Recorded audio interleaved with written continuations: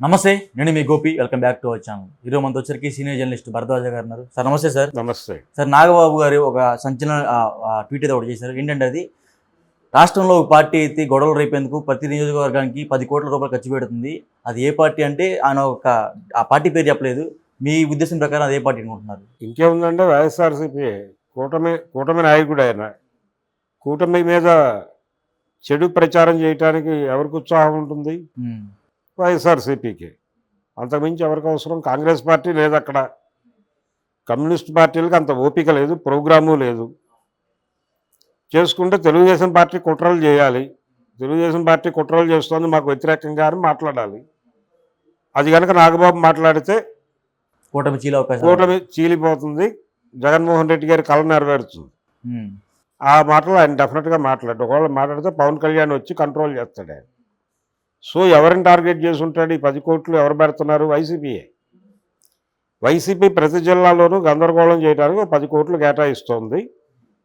ఈ డబ్బులు అలా ఖర్చు పెట్టడం కంటే అభివృద్ధి పనులకు ఇవ్వడం మంచిది కదా అంటున్నాడు ఆయన. అభివృద్ధి పనులకి డబ్బులు ఇవ్వడానికి వాళ్ళెందుకు? మీ ప్రభుత్వం ఉందిగా, మీ ప్రభుత్వం చేయండి.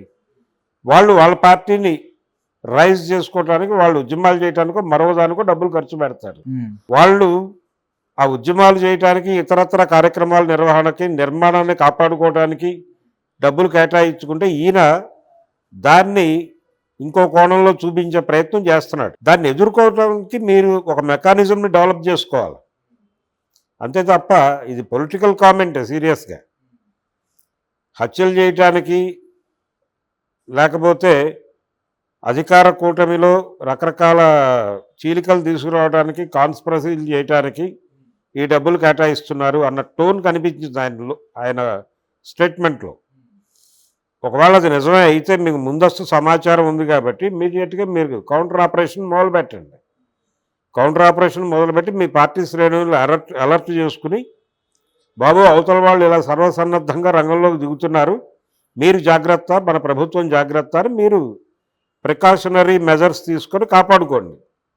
మిమ్మల్ని మీరు కాపాడుకోండి, మిమ్మల్ని నమ్ముకున్న ప్రజల్ని కాపాడుకోండి, మీకు ఓటేసిన ఓటర్లను కాపాడుకోండి. అది మీ బాధ్యత.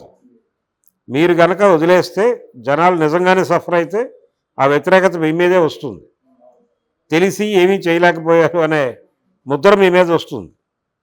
అందుకని నాగబాబు గారు ఇదేదో సరదాగా ట్వీట్లు చేయటము, ఏదో మాట్లాడటము కాదు. ఇప్పుడు ఆయన ఒక బాధ్యతాయుతమైనటువంటి పదవిలో ఉన్నాడు. ఏది మాట్లాడినా కొంచెం ఆచితూచి లెక్కేసుకుని మాట్లాడాల్సినటువంటి అవసరం ఉంది ఆయనకి. ఆయన ఆంధ్రప్రదేశ్ ప్రభుత్వంలో కీలక పాత్ర పోషిస్తున్నటువంటి జనసేన పార్టీ నాయకుడు కాబట్టి అంతే బాధ్యతతో వ్యవహరించి మాట్లాడాలి. అంటే ఇంకోటి సార్, ఇప్పుడు నాగబాబు గారు చెప్పిన మాటలకు ఇప్పుడు జగన్మోహన్ రెడ్డి గారు 10 కోట్లు అని చెప్పారు కదా, అది నాగబాబు చెప్పింది. ఇప్పుడు వినకొండలో జరిగిన మర్డర్ కూడా జగన్ గారు చేయించిన దాంట్లో ఉంటుందంటారా? అనే అనుకోవాలి కదా. ఇప్పుడు ఆయన చెప్పిన ప్రకారం మర్డర్లు చేయిస్తారు, గందరగోళాలు చేయిస్తారు, కూటమిలో చీలికలు తెస్తారు, కార్యకర్తలను కొనేస్తారు. ఇవన్నీ వస్తాయి. 10 కోట్లు సరిపోతాయా ఈ పనులన్నిటికీ అనేది వేరే ప్రశ్న.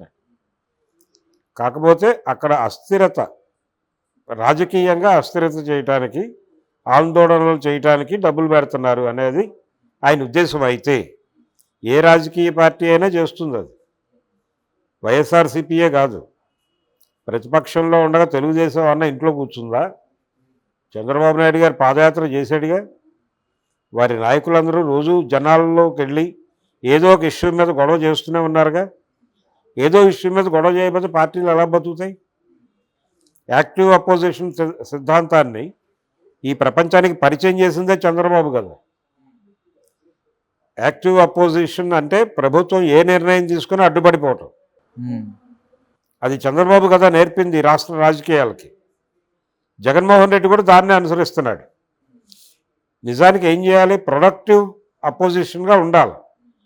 అంటే ప్రభుత్వం ఏదైనా తప్పులు చేస్తుంటే సవరించి ప్రజలకి మరింత మేలు జరిగే పద్ధతిలో వీళ్ళు ప్రభుత్వంతో సంప్రదింపుల్లో ఉండి ప్రభుత్వాన్ని నడపడంలో తమకు కూడా బాధ్యత ఉంది అనుకుని ప్రవర్తించాలి.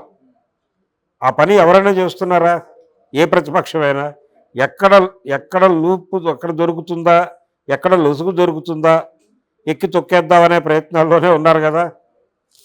అందుకని ఈ డబ్బులు సరిపోవు, ఈ 10 కోట్లు సరిపోవు వాళ్ళ కార్యక్రమానికి.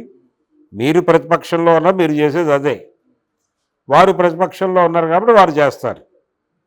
దాన్ని ఎలా ఎదుర్కోవాలనేది మీ మెకానిజం మీరు డెవలప్ చేసుకోవాలి. ఇలా రోడ్డు మీదకి ఎక్కి ఏడిస్తే ఎవరు ఓదారుస్తారు మిమ్మల్ని? మీ ప్రోగ్రామ్ ఏంటో మీరు డిజైన్ చేసుకోండి. వాళ్ళు ఏదో 10 కోట్లు ఖర్చు పెడుతున్నారని మీరు ఏడవటం ఎందుకు? మీరెందుకు జనాల్లోకి లీక్ చేయటం ఆవేశపడి?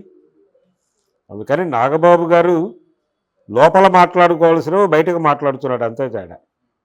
ఆయన లోపల మాట్లాడుకుని వ్యూహరచన చేసుకుని వాళ్ళ పార్టీని, వాళ్ళ పార్టీ మద్దతు ఇస్తున్నటువంటి పార్టీని కలిపి కూర్చోబెట్టి జాగ్రత్తలు తీసుకోండి. మీకు ఇన్ఫర్మేషన్ తెలిసి ఉంటే. పైగా క్లారిటీ ఎందుకు ఇవ్వకుండా ఉండాలి? వైసీపీ అని చెప్పచ్చుగా. ఒకవేళ ఈయన టీడీపీని ఉద్దేశించి అన్నాడేమో అని అనుకోవడానికి అదొక మార్గం వేసి పార్టీ పేరు చెప్పడం ఎందుకు? బీజేపీని అంటున్నాడా? పోనీ ఏపీలో ఉన్నవి అవే కదా. కమ్యూనిస్ట్ పార్టీలను అంటున్నాడా? కాంగ్రెస్ని అంటున్నాడా? కాంగ్రెస్కి ఆ సీన్ లేదు. ఇంకా 10 కోట్లు కేటాయించే సమర్థత ఉన్నది వైసీపీకి మాత్రమే. అదేదో స్ట్రైట్గా చెప్పచ్చుగా. మీరు యుద్ధం చేస్తున్నారుగా ఆ పార్టీతో. జగన్మోహన్ రెడ్డిని దించడమే లక్ష్యంగా కదా మీరు కూటమి డిజైన్ చేసింది. ఇంకెందుకు మొహమాటం? అనవసరమైన స్టేట్మెంట్ అది. ఒక రకంగా సెల్ఫ్ గోల్ స్టేట్మెంట్ అది. Okay sir, thank you. Thank you.